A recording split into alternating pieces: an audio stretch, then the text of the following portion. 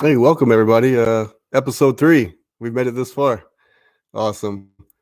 Today we got Dan with Combat Flags, and if you've never seen or heard of Combat Flags, you're in for a treat. So here he is, Dan with Combat Flags. What's up, everybody? Thanks for having me on, Rob. Hey, thank you for coming. I was pretty excited. How I got this thing started was, I was wanting to promote all the cool brands I always see on Instagram. Yeah, And man. you were definitely one of my top 5 that I wanted to come on and talk to. Awesome, dude. What I Thank you. think you're doing is pretty rad. Yeah. Me and you are in the flag game, Yeah. and it's something that's passionate for me, and I know it is for you as well. Yes, sir. So, but you were in the Army, is Yeah, that right? man. I was in the Army for 6 years. I enlisted in between my junior and senior years of high school. Kind of did the delayed entry program. I graduated. I graduated high school, turned 18, and left for basic training all within a week of one another. Oh Um, wow. Military was kind of it's in my blood, you could say. I've got a long lineage in my family of relatives who have served and are serving now. So it was kind of a predestined thing for me. Um, Hmm. Air Force was what I wanted to go in. I wanted to be a pilot. Got terrible eyes. I had terrible eyes. I had LASIK done last year, and now I see like an eagle. um, Yeah. so the Air Force was the goal, man. And then I watched Band of Brothers, and I read Band of Brothers, and then I watched the series, and I was like, I can get paid to jump out of planes. This is what I want to do. Yeah. So I made it happen. I found a That's job that guaranteed me airborne school, and that was my path. That's pretty awesome. Yeah. So, with your family lineage being service members, were they majority of Army, or were they all spread out through the services? We were pretty spread out. My it kind of starts with my grandfather. My grandfather was in World War II in the Air Force. At the time, it was the Army Air Corps. He was a B-29 pilot. He ended up serving. I think he did 35 years. He flew over Japan in World War II. He flew in Korea, and he flew bombers over Vietnam. So he spanned like all the major wars of most of the last century for sure. My uncle was a Marine. He was a grunt in Vietnam. And then my mom and my father were both in the Navy. And I've got assorted relatives kind of smattered between the Air Force and the Army. Oh, that's some pretty big shoes to fill. Yeah, man. I Yeah, Yeah, there's a lot of yeah, history there. it is. That's awesome. So you were in for how many years? You say I 6? did 6 years. Yeah, it was 6. active duty. My MOS was psychological operations, and like I said, when I went to MEPS to sign up, like I knew that I wanted a job that guaranteed me an airborne slot. And Hmm. it was either the airborne infantry or psychological operations. And PSYOP, like it seemed pretty cool at the time, and it turned out to be an awesome job. And that's how I got into that. In order to actually qualify, there's a few schools that are required for PSYOP. There's, of course, basic and AIT. Then there's airborne school, and then you go to language school. So there was a few different tests that you had to pass just to get into the program, Right. basically just to show that you were capable of learning a new language proficiently. Um, Hmm. so I got through all of my training, and I got up to language school, and that was like going back to high school for me. It was nothing but it was classroom learning for 8 hours a day for 9 months, and it was awesome, man. That started like my Right. love affair with so PSYOP falls underneath special operations, and when I was in Hmm. language school, I was the only PSYOP guy in a class full of Green Berets. So that pretty much kicked off my time of basically spending more time with Green Berets and Special Forces dudes than my own company once I got out of language school. And I ended up deploying twice to the Southern Philippines in support of Operation Enduring Freedom, doing counterinsurgency work with an ODA with 2 ODAs in the Southern Philippines and the Filipino Army and Marines. So, like I said, I've spent more time with SF dudes than I have my own kind during my Yeah. time in the Army. I Yeah. like to say that. Usually, go Yeah, ahead. go ahead. Yeah, I was gonna say I didn't have like the true big army experience, like even within my own company when we were back stateside, we never did like organized PT. We would kind of form up a Mhm. little bit and then we go off and do our own thing. And I had a Well, very that's off in general. yeah, exactly. So It is. even just I mean just on the soft side, like I never had the big army experience. So when people talk about like marching and getting smoked and doing all this. Like all that ended for Yeah. us after AIT, actually after airborne school. And then after that, it was big boy rules, which was cool. Yeah. Well, you kind of, I could see it both sides. You got out of the big army, which is, could be a bad thing and could be a good thing too. Yeah. I was very happy I, with it, you know. I think it yeah. sets up. There's a lot of good in the army, like a lot of like we obviously like you learn the structure and training, and you were in the Marines, so you know this. Mhm. But I value the freedom that I had to think differently and think outside the box and assert my Exactly. position that I haven't seen otherwise be an acceptable approach elsewhere in the military. Right. Yeah. I'm very grateful that my last unit in my last 3.5 years were with special operations, Hmm. because I don't think it would have been a easy transition going from soft community to uh, the regular Marine Corps. Yeah, man. I would, I would imagine that would be pretty tough, pretty tough transition. It was, yeah, I wasn't an operator or anything, but Right. you're Marsoc, you wear black shorts for PT and they know who you are. And Yep. and it was something different, especially after 10 years Yeah. of being I did a lot of time with infantry units, and my first 8 was with the air wing, Okay. but that was not uh easy transitioning at all. So, Hmm. but well, your military career sounded like it was smooth and simple. What Yeah. I mean, it was. what did you know you were getting out, and did you know how did you? So when I enlisted, man, like I said, like it was in my blood. It still is in my blood, and I had fully planned on doing the full 20 and then retiring. But I like I said, I deployed twice, and both they were back to back, right? Like at the time, Mhm. you were supposed to be back stateside for at least as long as you were in country, and I was gone the first time for 7 months, and then I was only back for 3 months, 3 or 4 months, and then they sent me back out for 9 months. And during that time, Okay. I was watching my buddies' marriages collapse and their wives cheat, and it was just like a terrible home life. And heading into my Hmm. second deployment, my then girlfriend, who's now my wife, like things were getting more serious between us, and I kind of could see the path of like where we were headed as a couple, and I wanted to succeed in that realm of my life in that aspect. And I made the decision shortly before I deployed the second time, that I would be exploring the option of getting out when I got back. Because when I got back, Hmm.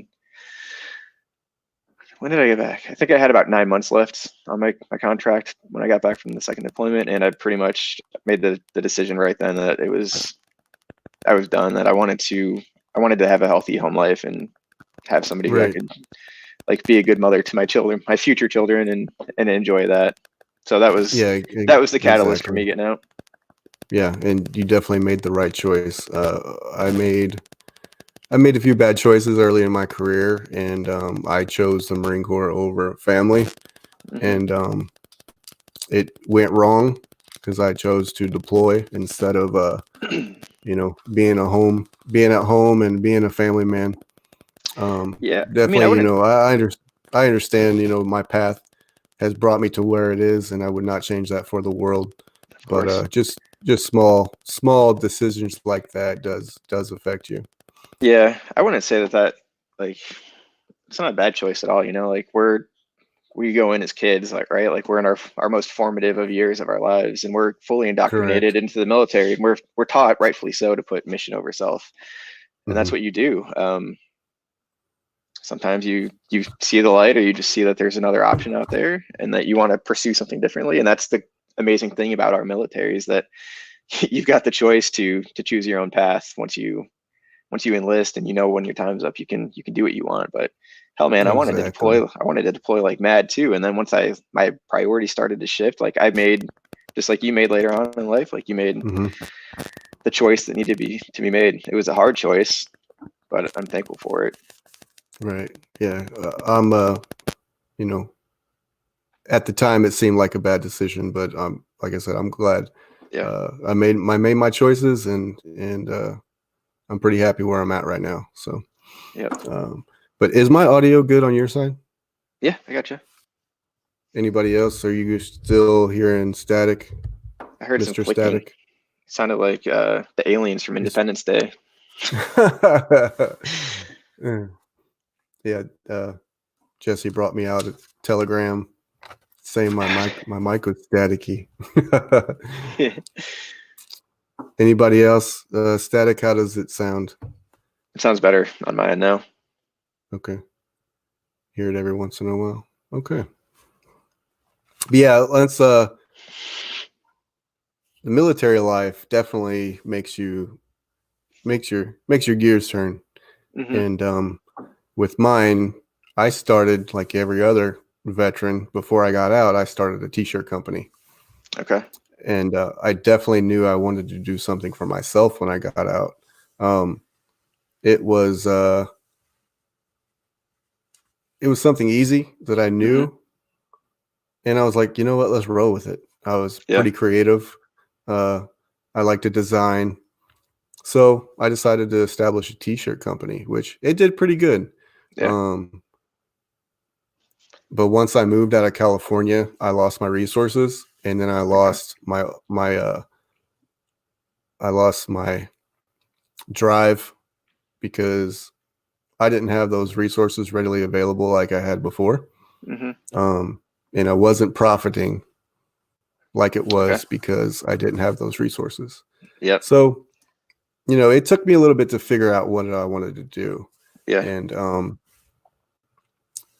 what happened for you to make you want to start Combat Flags? Phew, man, how much time do we have? um, so I took the complete opposite path of you when I got out. Like I was enrolled in college before I left the military. Like I knew that I wanted to go back to school and finish my degree up. And I thought that I would be perfectly satisfied working for a big global company and going in and doing the 9 to 5 thing. And for a long time, I was really happy doing that, or so I thought. But I started to notice that something felt a little off. Like my second semester in college, I looked Mhm. around one day and I realized that I was in a class with a bunch of 18 and 19-year-olds, and I was 23, I think, 23 or 24 at the time. And these kids were all like bitching about just mundane things. And I realized Right. that I was the only one with any actual life experience in that group. And so that kind of like got the wheels turning. That I was missing that connection back to the military. And one thing I should have mentioned is that when I ETS, when I left the army, like I packed it all up literally and figuratively, and I put it in the attic, whether it was like the Mhm. attic in my house or up here. And I thought that part of my life was done. I was just going to put a little bow on it, tuck it away nicely, and move on. I underestimated the pull of that side of my life and It how doesn't work that much of way. an impact, yeah, how much of Yeah. an impact it would truly have on me moving forward. So, like I said, man, I went back to school. I graduated school.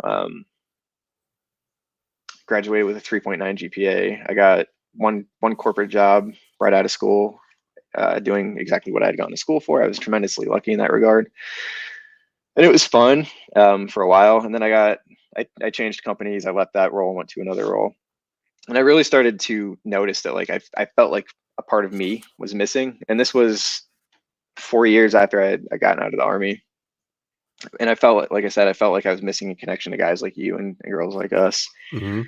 Um, I was kind of looking around online and figuring out what I could do. And I knew that I wanted to, generally, I didn't have like a firm idea of what combat flag was going to be, but I knew that I wanted to come up with an idea that was creative and that I could donate to nonprofits that I cared about in a sustainable and long-term way.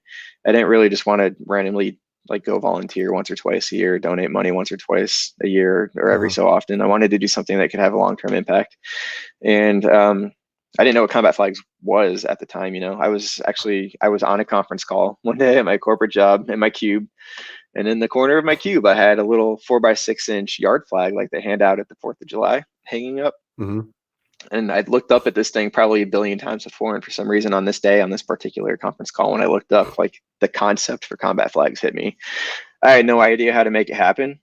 I just knew that, like, I had an idea, and the idea was to make service real and relatable and tangible for the average American citizen.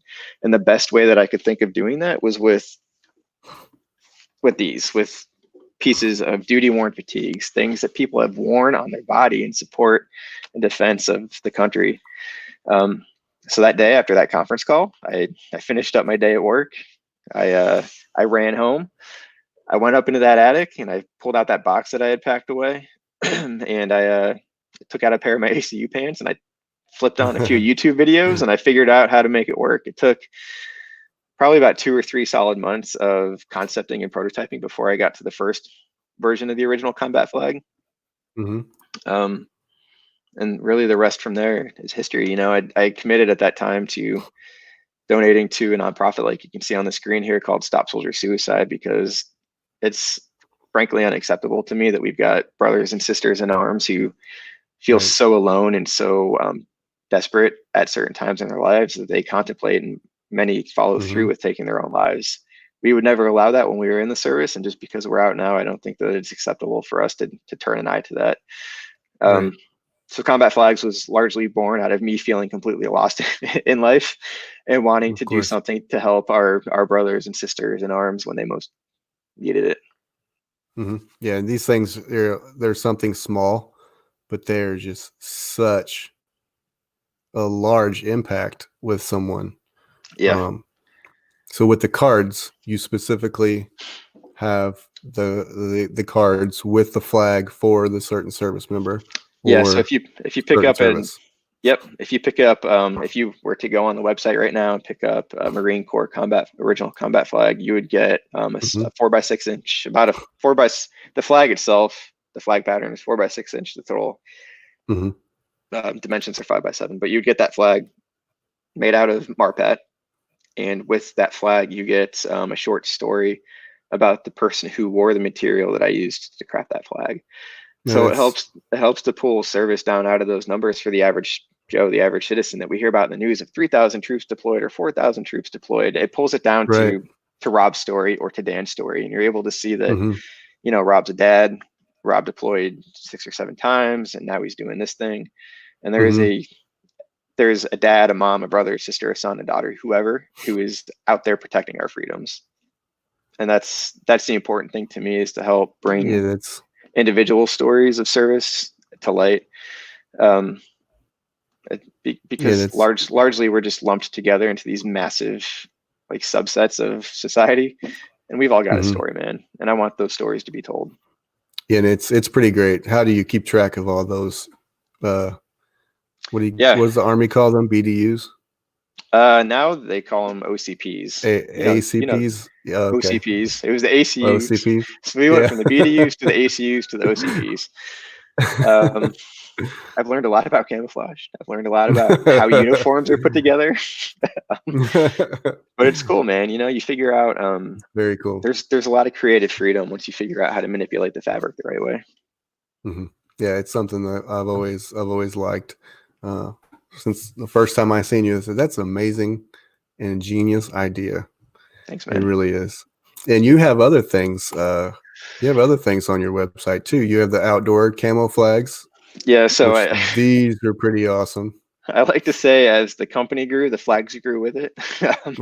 As within my first 6 months of the original combat flags, these guys coming out, people started to ask for something that looked like the uniforms they wore in service, that they could fly off the front of their homes or put up in their man caves or their garage gyms or whatever.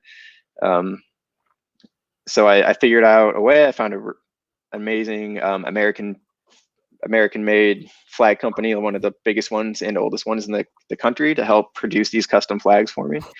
And they're modeled after the camouflage patterns worn by each branch of service today. And they were largely inspired by the look of the original combat flag. So these flags that you see up on the screen now they're 3 by 5 foot. They're made out of nylon. They're double-sided.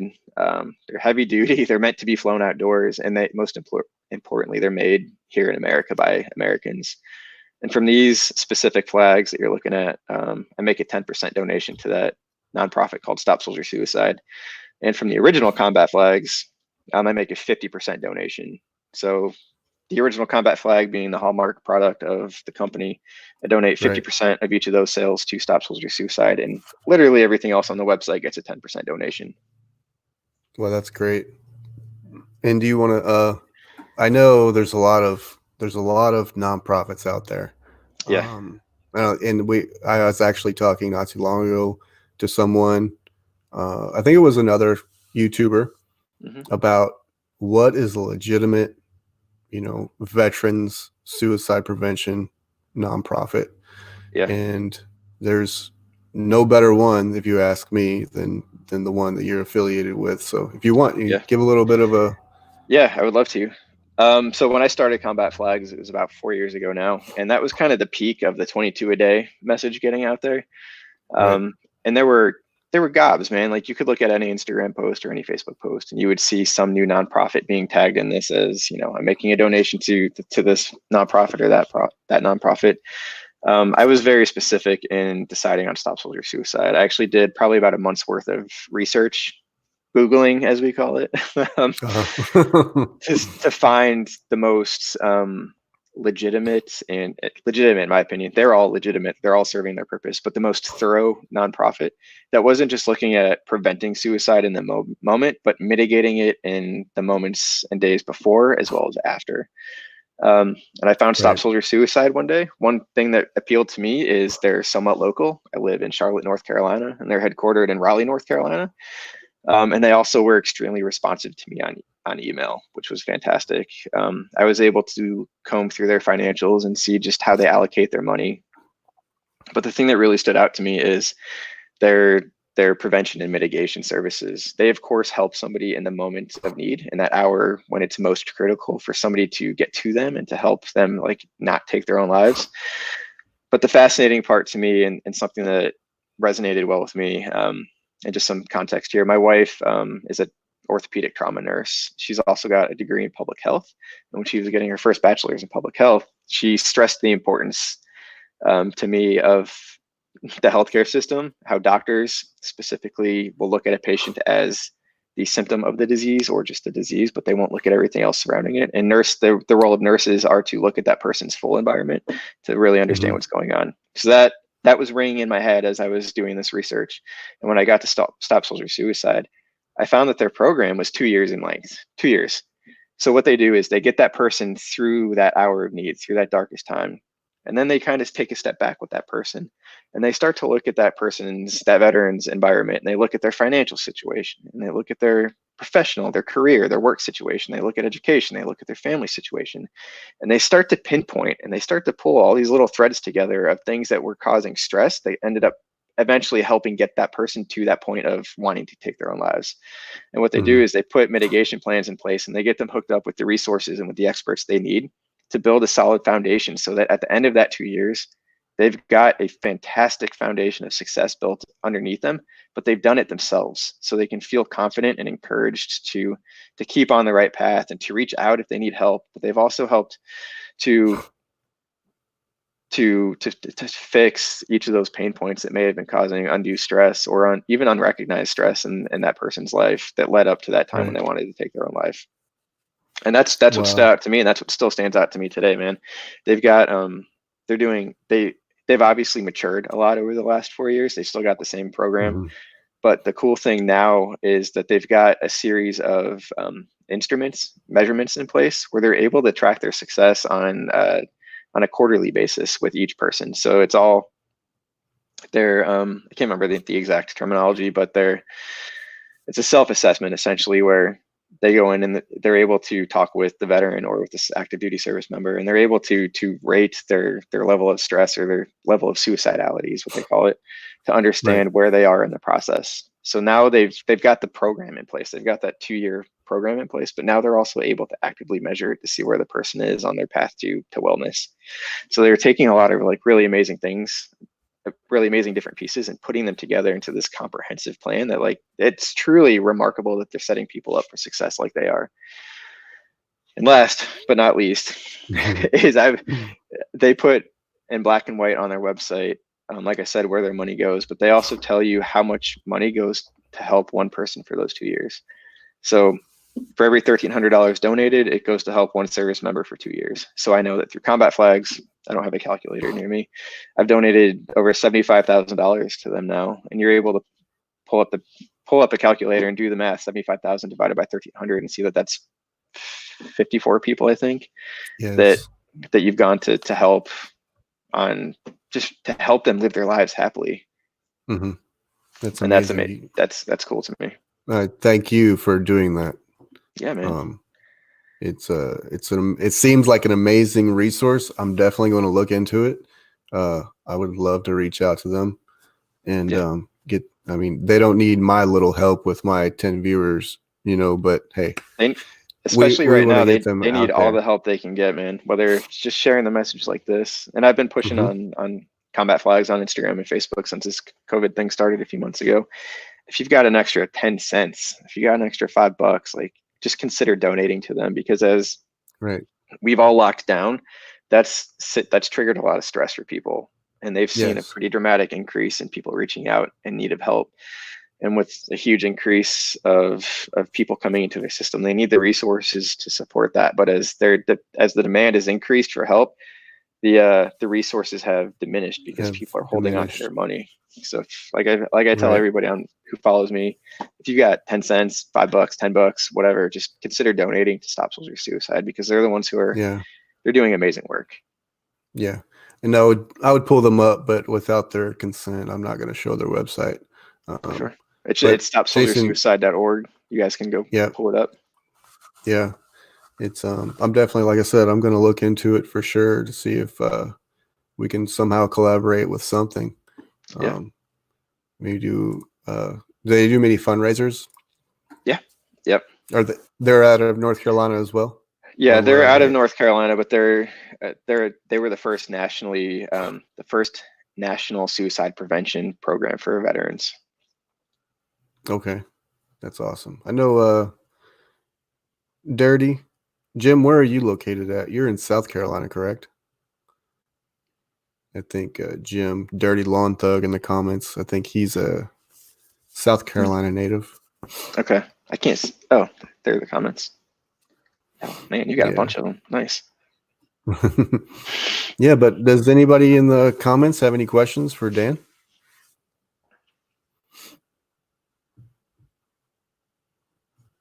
Anyone? But yeah, like I said, you definitely have something great going on, especially with Stop Soldier Suicide. Like I said, I told you earlier when we talked on the phone, there's so many out there. It's hard to pinpoint who is a legit nonprofit, who is allocating their money properly. And that's something that everyone, not just with veteran suicide, but every nonprofit, that's something you have to worry about nowadays. Yeah. The good ones, in my experience, my limited experience, will always be very forthcoming with their financials. Legally, they should have them posted. They should have them posted to their website. It should be public information. Of course. But it's like Stop Soldier Suicide. When I first found them, I was able to just go through and read through their PDFs. And I had, probably a dozen questions, and I typed them up in an email and shot them off at 9, probably 10 o'clock in the morning. And by 5 or 6 that night, I was in the gym and I hear my phone go off. And they had fully responded to all of them. Wow, that's amazing. So yeah, they're not hiding anything. No, they're very transparent. So yeah, that's cool. Tony Patriot, how you doing, buddy? Tony, his son just finished Army Basic. Okay. Congratulations, Tony's son. Yeah, he's pretty proud of his son, and I would be too. He Tony Patriot. It's Tony Patriot for a reason. He's one of the most patriotic guys I know. Yep. So looks like Jason asked a question. Let's see. Here we go. There it is. So you're going to expand on any type of other merchandise? Yep. So that's a great question. I couldn't have teed that one up better myself. Yes, is the answer. So I do, in addition to the original combat flag and the 3x5 foot flags, I do like small batch stuff. So I work a full-time corporate gig, and I've got a family and a little boy. So I like my time is pretty split. So I try and do small batch stuff when I can. um, so for instance, I'm about to launch the combat patch that Rob had pulled up earlier.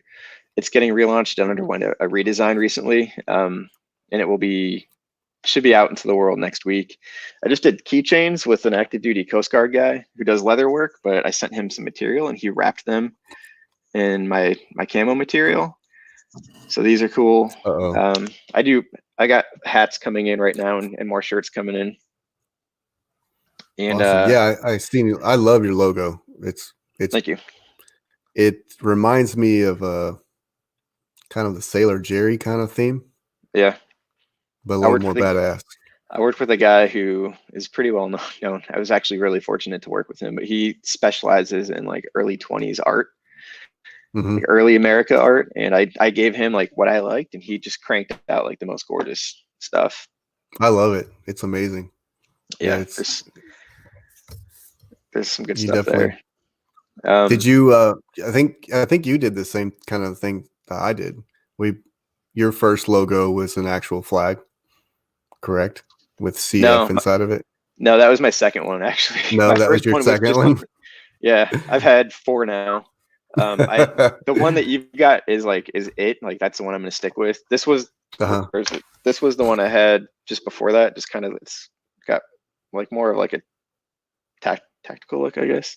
This is what I'm going to consider my throwback. So I'm about to do Woodland BDU snapback hats, and this is going to go on in 3D puff embroidery because it's like it fits that like throwback look pretty well. But the one that you were just talking about, man, I love my new logo.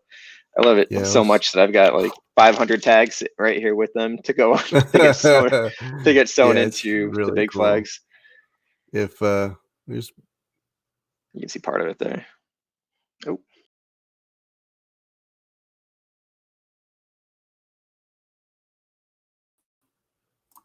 Yeah, it's pretty awesome flag logo. Yeah. Combat patch with wood frame made by Rob. Does Rob make frames? Do you do frames, Rob? I do anything that's wood. Yeah, I do a lot more than what I advertise. Okay. So I don't want to spread myself too thin. Yep, understand that. So I will have frames coming. I actually just found American made frames that I love. Oh wow. And I'm getting them I'm getting a few. I ordered a few just to check them out. They've got like some really cool like rustic vintage style. So I'm pretty pumped about keeping as much made here in the States as I can. Actually, literally the only thing I have that's not made in the States right now are the hats, and they're flex fit, and everybody wears a flex fit hat. Everywhere wears flex fit, and it's so hard to find a hat that's American made. Yeah.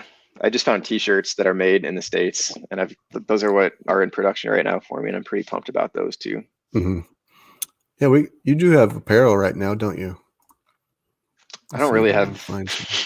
My store is pretty wiped out right now. It's been really hard for me to get things back in stock after this coronavirus thing hit. Oh, you got the bottle openers open or up? I'm sorry. Yeah, the bottle breachers just went up about an hour ago. These are awesome. Those come from Bottle Breacher. You guys may have seen on Shark Tank a couple years ago. It's a Navy SEAL owned company. I've got a couple right here. Pretty cool. They're pretty cool. They got that logo laser etched onto them. Yeah. It's pretty awesome. I've got 1 hat left. I've got 2 small t-shirts left, and that's about it for apparel at the moment. This COVID is like, it's crushing me. I understand that. I'm not sure my store's ever been so empty. Yeah. Yeah, I love that. It's awesome. Yeah. What's oatmeal? Is that the actual? That's the color. Just the color of it? Yeah, it's a tri-blend. It's like a cream base, but it's got like browns and black fibers that run through it. You can kind of see the pictures there. Yeah, that's amazing. Yeah, I like that. I have T-shirts. all my merch right now. It's outsourced to print on demand, but I'm getting ready Yeah. to do local Yeah. shirts. So Yeah. I did print on yeah, demand those for are a long time. I would just, the consistency wasn't quite there with placement and quality of the print. And then exactly. I found a local company that I've liked working with. So Mhm. I try to keep everything veteran owned, as much veteran owned as I can, or at least local to here in Charlotte, so I can help support the local economy. Yeah, of course. And that's another big thing that not a lot of people realize. Yeah. Buying American made is pretty difficult. Yeah. But if you live in a small town, um, and uh, you're trying to support your local businesses, it's a big deal. It Yeah. really is. Yeah. I don't know how large your town is, but the town that I originally am from, it has maybe a population of maybe 11,000, Hmm. and those local bucks go a long way. Yeah, definitely. I always So laugh, not to go off on a tangent here about made in America stuff. So just as business owners and for consumers out there, customers out there, made stuff to the business owner that is made in America costs significantly more than the stuff that's made overseas. right. And I think we say that, people hear it, but they don't like fully comprehend it, because then when they see a slight markup on something like a t-shirt, for instance, like the t-shirts that I found that are made in the States are, they cost more. They cost significantly more than the Hmm. stuff that's made in China. But when they see the price markup, they complain that it's more expensive than this other company that they've seen as a red t-shirt at, for instance. And then they get on you when you don't come out with an American made t-shirt or something, but then they're like cursing you Yeah, out via email on their exactly. made in China smartphone or on their laptop or driving their Honda Uh-huh. or something. Exactly. And I feel like this is just me griping for a minute, that they give the bigger companies more leeway with that. But when it comes to small companies like us, there's always that inclination to just kind of go on the attack when they don't necessarily agree with the price of something or where something's made. And you're absolutely right. Um, I'm sure I've done it before in the past, but Yeah. I would I would pay 40, $50 for that American made hat Yeah. rather than paying $12 for that hat that's made overseas. Yeah. You It's also know it's just, going to last longer too. Like, if there's the principle of the matter that you're supporting your fellow country men and women, but two, mhm, like, you're getting the quality out of it. These people care about what they're doing, and they're not being like, they're not trudging off to work every day to make a buck, literally $8 a day or however much they're making overseas. Like, they right. put They're their proud of heart and soul into it. Yeah. Yeah. They're they're proud. proud of They've their got pride in product. what they're doing. Hmm. Yeah, so it's something that everyone, they don't see the whole picture. Um, they're And just I trying get to it. save a dollar. Honest. I get it, man. So, Like, I still but go yeah, on Amazon. I just go on Amazon and buy books on Amazon instead of going to the bookstore that's 3 minutes away, just because right. it's, well, especially right now, but before, like, it's just easier. Like, I can go on and read about it. Hmm. But at the same time, I Yeah. love going to my local bookstore, just like spending an hour browsing books. And I will Oh, I do always leave too. with a book. I will always leave with a book from there. Hmm. But I I probably buy I might five times the amount of books on Amazon that I do there. right. Yeah, I like to go into bookstores, but I rarely walk out with one. It's just, If you can see right here, I've got hmm. I've got too many books. Like, these are all books on this shelf. There's another layer that's all books. There's books over here. I've got a love affair with literature. Yeah, that's awesome. Yeah. It's awesome. But other than what you got on the plate now on the website, you got anything new coming up? Are you trying to expand, or do you want to keep that a hush hush secret? I'm definitely looking to expand. So one thing that I've been more purposeful in is coming up with product ideas that people can integrate into their everyday lives. So the original combat flag, I love the original combat flag as it is today. It's hard for people to see what to do with it, I think. That's just my perception of kind of talking with people Uh-huh. over the past year or so. And what I've learned is that a lot of people frame their original combat flags, for instance. So that's how I got started looking for frames.